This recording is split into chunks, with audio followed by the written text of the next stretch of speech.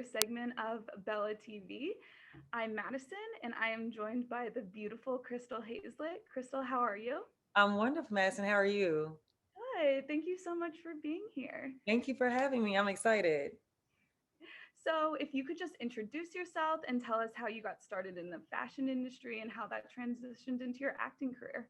Yes. My name is Crystal Renee Hayslett. I am one of the stars on Sistas on BET, one of Tyler Perry's new shows.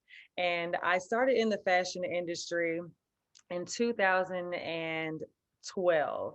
I started working for Tyler Perry Studios and I was working in the costume department as a PA, which is a production assistant. And from there, I started costuming, and then I became the costume designer for all of Tyler Perry's movies and TV shows. And it was, I think, at that time, when I first started working there, I was pursuing music and acting, and I had a stylist, and that's how I ended up getting to Tyler Perry Studios.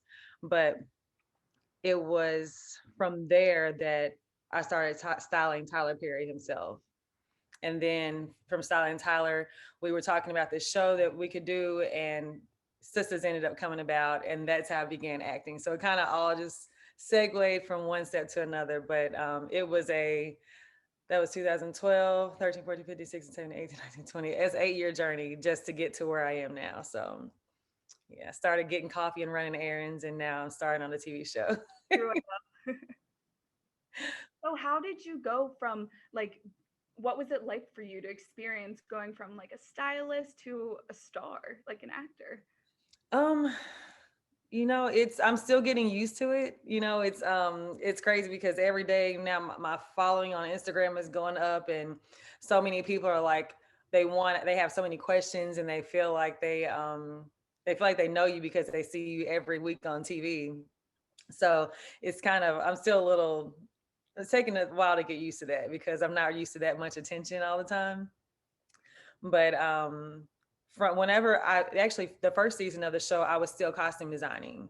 So that was like a big adjustment. I was like literally dressing myself, dressing everybody else, going to set, acting, then running back and finishing the day, making sure everybody had their wardrobe together.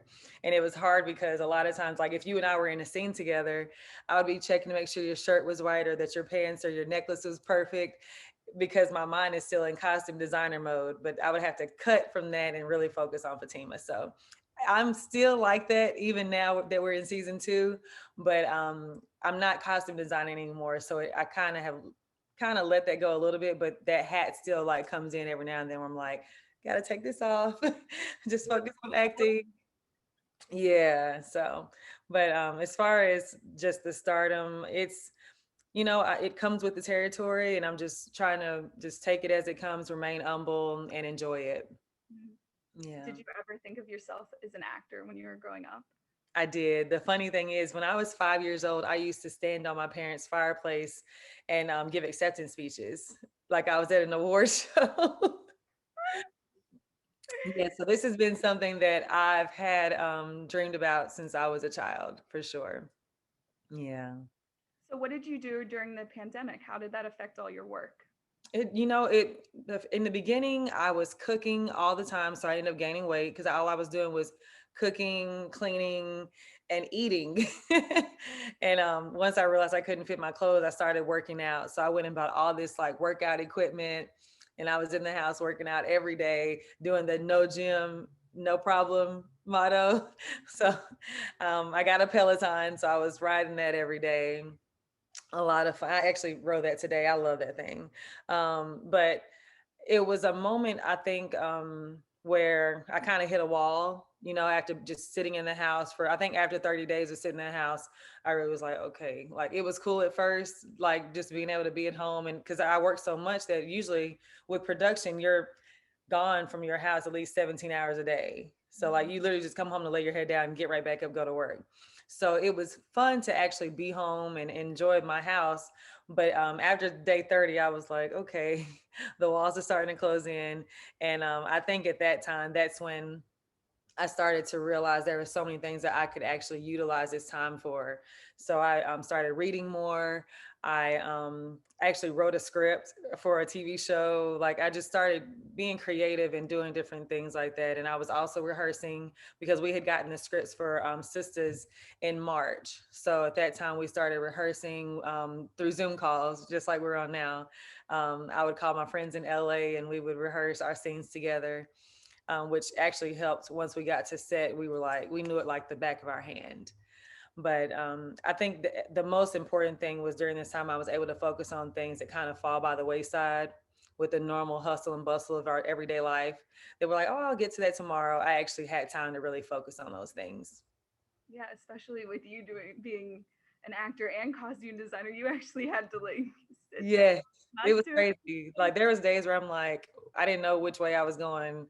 Like every day at lunchtime, 3 o'clock, I would go to sleep. I wouldn't even eat. I would just go to sleep because my body was just like, take a nap, rest. And everybody knew when that door shut in my office, they were like, don't bother her. It's nap time. So Yeah. what's next for you? Right now I'm auditioning like crazy. Auditioning. I'm doing a lot of fashion and beauty content on my Instagram. So that if you, I'm not sure if you do any content, but it takes a lot of time with editing and filming and all that good stuff. So every week I do like a Fatima style, or a lot of people love how she dresses. So I let them know where they can get the dress from, the whole outfit. Like, but basically, they're like, where is that dress from? It's like the blue dress, the yellow dress. They're like, where is this dress from? So I actually do my own edits and everything. So that takes a lot of my time between that and auditions and working out, trying to make sure I maintain my weight. So those are the things right now. Amazing. So I don't Thank think you. too much. Thank you. Do you have any tips for anyone trying to get into the industry, either with styling or with acting? Absolutely. We can start with styling.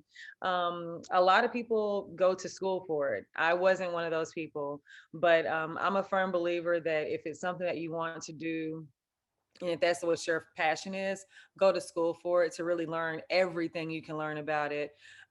There's different workshops that you can take in your city. I would look into those type of things. Maybe not right now because of COVID, but once this passes, those are things that you can look into as well. And what else? I would say try to, until you can get into the industry, try to surround yourself with jobs that focus on fashion, whether it's working at a department store. Because one of my first jobs was actually working in a boutique in my hometown, which is a really small town. But that's where I learned women's bodies. That's when I learned how to like dress people, how to be honest with them about, no, that doesn't look good on you. Let me help you, and really helping transform a woman from the outside in, because a lot of times they might not feel good about themselves, you know what I'm saying, because their clothes don't look right or they just don't have that self-esteem. But if you can really put it together on the outside and they're like, oh, I do look good, it starts to transition from the inside as well. So I would say always try to put yourself in a position where you're around whatever you want to do. And as far as acting classes, go to school for it as well. Read. There's a lot of great books that you can read and get a great agent and audition. A lot of people think they can just go into casting calls. A lot of times they don't do that. The main way to book or even to get auditions is through your agent. So finding a good agent is very key, but you want to have that foundation first with your skill set and to have the confidence to go in there, because if you're not prepared, it'll be really hard to land a gig. Yeah. Awesome. Thank you. Well, thank you so much for meeting with me today. Would you mind plugging your socials so people can keep up with what you're doing? Absolutely. Thank you so much, Madison.